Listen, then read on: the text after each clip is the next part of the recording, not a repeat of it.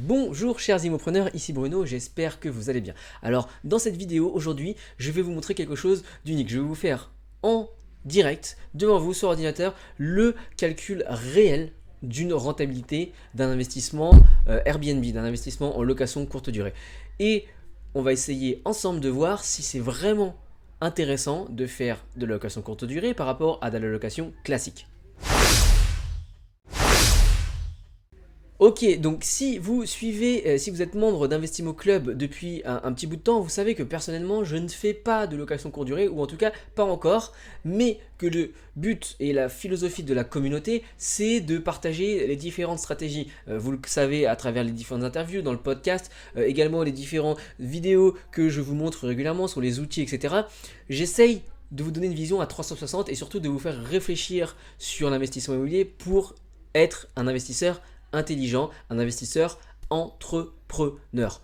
Donc, la question que certains d'entre vous peuvent se poser, et je me la suis posée, c'est pour ça que je voulais vous faire cette étude de cas, c'est de se dire, est-ce que la location courte durée, avec tout ce que ça engendre comme frais annexes, ça peut vraiment être quelque chose de rentable. Et en fait, bien c'est un membre d'Investimo Club qui m'a proposé une étude de cas concrète et m'a dit, voilà, moi j'habite entre Angers, Le Mans et Rennes. Je souhaite investir et je m'intéresse à la location courte durée. Mais je ne sais pas dans quelle ville aller et surtout est-ce que c'est vraiment intéressant puisque je ne vais pas pouvoir être sur place tous les jours, j'ai pas envie de me créer un deuxième travail et donc j'ai envie de déléguer.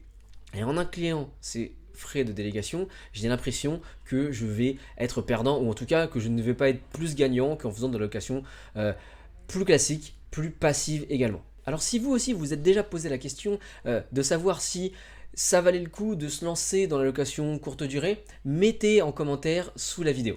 Parce que c'est vrai que au début on se dit ok je vais mettre mon logement sur Airbnb, je vais devoir faire l'entrée des voyageurs, je vais devoir faire la sortie des voyageurs et entre l'entrée et la sortie, eh bien les personnes vont m'appeler, vont me dire voilà la télé ne marche pas, il y a tel problème, où est-ce que je dois aller pour manger au restaurant, etc. Et une fois que la sortie est faite, eh bien vous devez vous taper le ménage, vous devez laver les draps, comment faire, est-ce que vous avez se faire une place chez vous, vous devez aller au lavomatique, est-ce que ensuite le ménage sera suffisamment fait, est-ce que vous aurez le temps de tout nettoyer avant que le prochain voyageur arrive. Toutes ces questions, bah, ça peut générer un petit peu d'anxiété et de se dire bon, moi la location de courte durée, techniquement, j'ai pas le temps aujourd'hui, je vais pas me lancer dedans. Même si ça a l'air d'avoir des résultats. Et au final, si je veux déléguer complètement, hein, pour avoir la rentabilité de la location courte durée sans les désavantages, eh bien j'ai l'impression que le calcul n'est plus aussi intéressant et que tout ce que je vais gagner en plus va être perdu dans les frais de délégation. Est-ce que vous êtes déjà posé cette question? Alors moi aujourd'hui, eh bien j'ai décidé de tout mettre par écrit, par des calculs, pour voir un petit peu et pour trier le vrai du faux. Donc je vais prendre le cas de notre immopreneur qui hésite entre Angers, Rennes et Nantes. J'ai fait vraiment des simulations en prenant des chiffres sur différents sites. Alors je vous montre ici. J'ai fait un petit tableau que vous pouvez voir, hein, ça va vous permettre de comprendre ce que je veux vous dire. Donc Rennes, Nantes, Angers. On va prendre le cas, parce que c'est le cas qui a été soumis, hein, d'un appartement qui ferait 35 mètres carrés. Le but, c'est de comparer la location classique d'un 35 mètres carrés et la location sur Airbnb pour 4 personnes. Avec 35 mètres carrés, une chambre, on peut mettre 2 personnes dans la chambre, plus 2 personnes dans le salon, dans un lit BZ, un clic-clac, enfin, 2 couchages de 2 personnes, ça fait 4 personnes. Donc, le prix d'un 35 mètres carrés, à Rennes, c'est 119 000 euros. Alors, comment j'ai trouvé ces chiffres, hein? C'est très simple. Je suis allé sur Le Bon Coin, j'ai comparé les 30 premières annonces pour les surfaces entre 30 et 40 mètres carrés. J'ai fait la même chose sur Chalongé pour essayer d'avoir une moyenne. Donc, ça m'a pris un peu de temps, hein, je vous cache pas. Parce que moi, je ne me fie pas uniquement, par exemple, à Meilleur Agent qui va me donner une fourchette de prix moyenne, hein, mais ça ne prend pas en compte ce qu'on appelle le premium à la petite surface. C'est-à-dire que plus une surface est plus petite, plus le prix au mètre carré est élevé. Et donc, en fait, lorsque on a, je sais pas, par exemple sur Rennes, on est à 2700 euros du mètre carré. Mais là, on se rend compte que sur les prix de 35 mètres carrés, aujourd'hui, on est plutôt à entre 3000 et 3500. Donc, ce sont des petites surfaces et il y a un premium pour ces petites surfaces. Et si on était dans des studios, je pense que le prix moyen, ça va jusqu'à 4000 euros. Allez, entre 3005 et 4000 euros pour les studios de moins de 25 mètres carrés. Donc, vraiment, pour avoir ces informations, la seule façon de faire, c'est d'aller chercher les 20-30 premières annonces que vous trouverez à la fois sur Se Loger et à la fois sur Le Bon Coin. Pourquoi sur les deux? Parce que malheureusement, sur Le Bon Coin, les gens ont tendance à surévaluer les prix de mise en vente. Sur Se Loger, c'est uniquement des professionnels, uniquement des agents immobiliers. Ils mettent allez, plus facilement des prix qui sont plus proches de ce que ça va se vendre et se négocier au final. Donc j'ai pris les deux, ça nous donne 40 références. J'ai fait ça pour Rennes, Nantes et Angers. Donc vous voyez, 119 000 pour Rennes, 124 000 pour Nantes et 104 000 pour Angers. Clairement, c'est Nantes aujourd'hui qui a le prix d'achat le plus élevé pour ce type de bien, 35 mètres carrés. Ensuite, eh bien, je suis allé sur Le Bon Coin et j'ai fait la recherche de appartements entre 30 et 40 mètres carrés pour de la location. Et comme ça, j'ai pu déterminer le prix moyen de location pour un appartement de 35 mètres carrés. Donc, vous voyez ici, pareil, hein, j'ai pris les 30 premiers résultats, je crois, pour faire cette moyenne. Toujours pareil, il n'y a rien de mieux que de faire soi-même les calculs pour être certain. Donc, on arrive sur Rennes, 530 euros, sur Nantes, 560 et sur Angers, 430. Rapidement, la rentabilité brute, 5, 5,06, 4,64. Donc, c'est pas des rentabilités exceptionnelles. On n'est pas non plus sur des biens qui ont été hyper négociés, on est sur des moyennes. Donc, on est sur des rentabilités vraiment moyennes. Je pense que même si aujourd'hui vous décidez d'investir et de louer de façon classique, vous allez avoir et chercher un bien qui est moins cher que le marché. Donc, ce que je vous conseille, c'est minimum 15-20% en dessous du prix du marché. Et puis d'avoir une prestation qui va être haut de gamme, dans le haut de la gamme, pour avoir un prix de location plus élevé. Mais on va quand même partir sur ces chiffres moyens parce que comme ça va ravir toutes les personnes qui disent oui, de toute façon, les gens qui parlent d'immobilier sur internet, ils ne sont là que pour vendre du rêve. Là, je prends vraiment des chiffres moyens, donc on est sur des scénarios moyens, voire pessimistes. Donc, en moyenne, 5% de rentabilité. Maintenant, on va comparer ça avec la mise en location en courte durée. Alors, comment j'ai trouvé mes chiffres en location en courte durée? Eh bien, pour le prix moyen d'une nuitée, c'est très simple. Je suis allé sur Airbnb et j'ai tapé et j'ai fait une recherche d'appartements entiers pour 4 personnes avec le prix moyen à l'année. Donc ça, c'est-à-dire que je n'ai pas spécifié de date.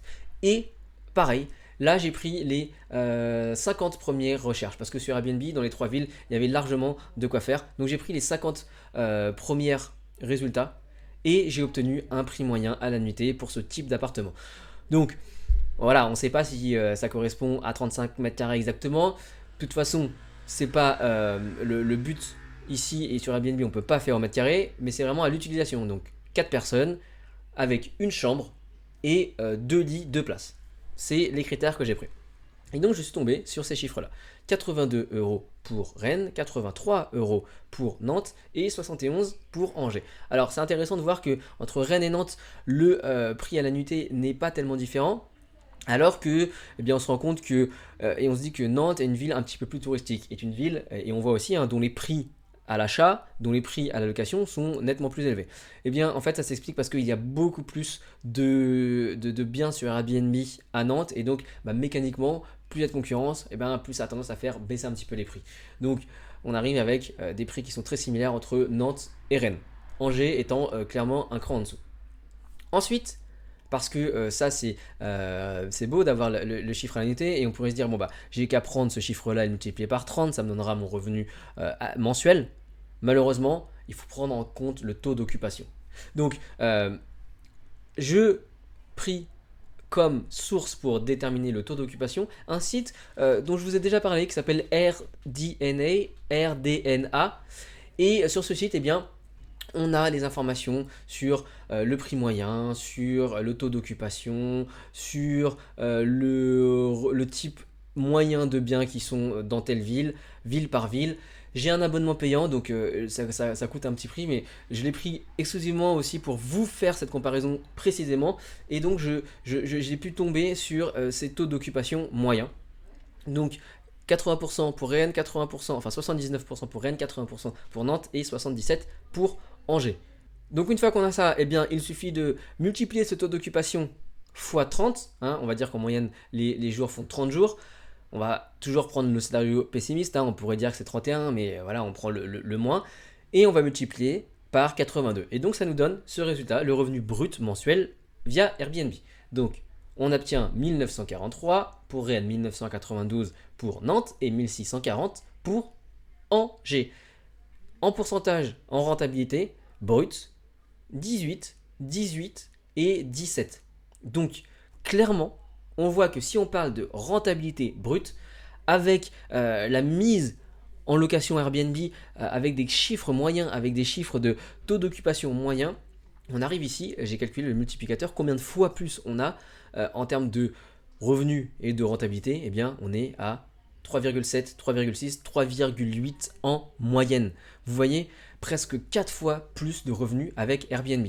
Donc là, effectivement, c'est ce que vous entendez partout. Oui, Airbnb, c'est un booster de rentabilité, c'est magnifique, c'est génial. Maintenant, et je vous l'ai dit, là, l'immopreneur qui m'a posé cette question, bah lui, il souhaite déléguer. Il a envie d'avoir ses biens de location courte durée aussi passifs que possible. Et donc, qu'est-ce qu'on va faire? Eh bien, on va retirer à ses revenus bruts Airbnb les frais de ménage, les frais de check-in, check-out et les frais de blanchisserie. Donc, j'ai pris comme chiffre moyen pour ces trois prestations, check-in, check-out, ménage, blanchisserie, un forfait de 30 euros. C'est aujourd'hui ce que les investisseurs que je fréquente qui font de la location courte durée arrivent à payer pour leurs biens. Et donc j'ai pris ça comme base. D'ailleurs, si vous voulez découvrir les astuces et les manières de faire d'un investisseur que je fréquente qui fait de la location courte durée de façon totalement automatique sur une dizaine de biens, je vous invite à une conférence. Alors soit en live, soit en replay si vous arrivez trop tard, pour vraiment découvrir l'envers du décor et voir comment il est possible de déléguer au maximum et d'avoir quelque chose qui se rapproche vraiment en termes de temps passé d'une location classique. Pour y aller, c'est simple, vous cliquez en haut ou en bas de cette vidéo, vous aurez le lien de la conférence. Donc on va appliquer ces 30 euros de ménage. Alors comment on va les appliquer? Eh bien, dans un premier temps, je vais prendre le scénario où un hôte, un voyageur va rester 2 nuits en moyenne. Ça, c'est des chiffres que j'ai pu découvrir sur AirDNA. Pour les 3 villes, c'est à peu près le séjour moyen d'une personne, d'un voyageur, 2 nuits. Donc j'ai pris ça comme chiffre, c'est-à-dire que si on a 30 jours sur 30, donc ça a un taux d'occupation de 100%, un voyageur qui reste en moyenne 2 jours, on a 15 prestations de check-in, check-out, ménage, blanchisserie. Là, sur notre simulation, on est à des taux d'occupation qui sont un peu inférieurs. Donc en moyenne, on est à 80%. Donc 80% de 30, on est à 24 jours. Donc si on divise cela par 2, eh bien on arrive à 12 prestations par mois. Et ben, c'est très simple, hein. J'ai indiqué ici, c'est le calcul. En gros, ça fait 12 fois 30 euros. Grosso modo, donc on arrive à aller entre 350 et 360 euros que l'on doit dégréver de notre revenu brut. Donc, on prend le revenu brut et on enlève les ménages. Ça nous donne les loyers mensuels réactualisés avec la délégation effectuée. On arrive avec effectivement des loyers qui sont un petit peu plus faibles, mais on a quand même, je tiens à vous le signaler, une rentabilité qui reste nettement plus élevée. Ok, on est passé de 18% à 14%, mais on voit qu'on reste dans un multiplicateur de 3. Donc c'est-à-dire que par rapport à la location classique, la location Airbnb avec délégation est quand même 3 fois plus avantageuse. Donc là, c'est pas pour essayer de vous vendre la poudre de perlimpinpin, comme diraient certains, mais c'est vraiment sur des chiffres concrets, non trop optimistes, de vous montrer que oui, la location courte durée, c'est rentable. Ok, maintenant je sais que parmi vous, il y en a qui sont encore plus pessimistes. Il y a des gens qui vont me dire, oui ok, tu dis que tu prends des chiffres conservateurs, mais là, tu prends quand même 2 nuits en moyenne pour un séjour, et aussi tu ne prends pas en compte les charges supplémentaires que tu vas avoir en eau, en électricité, parce que les gens qui sont dans ton logement vont forcément consommer plus qu'un habitant moyen. Ok, si vous êtes parmi ces gens-là, c'est très bien. Je suis toujours d'accord pour être dans le scénario le plus pessimiste possible. Eh bien, j'ai fait le calcul pour vous. Qu'est-ce que j'ai fait? J'ai pris en compte qu'il n'y avait qu'une nuit en moyenne par séjour. Et donc que à chaque fois qu'il y a une nuit, il y a un check-in, check-out, un ménage et un changement de drap. Donc ça fait, on a dit 24 nuits en moyenne pour les trois villes, et ben on a 24 fois la prestation de 30 euros. Et pour l'aspect charge, eh bien je vous prends au mot et j'ai ajouté 5 euros par nuit. Donc au final on arrive à 35 euros x 24 à peu près. Et donc là, manifestement, eh bien, on augmente largement les frais de délégation et cette surconsommation, et on arrive à des montants autour de 800, 830, 840 euros. Alors oui, c'est énorme, mais lorsqu'on retire ça du revenu brut Airbnb, eh bien, on arrive quand même à des loyers entre 800 et 1100 euros. En calculant la rentabilité, eh bien, on est dans une rentabilité brute, hein, moins la délégation, entre 9 et 10%.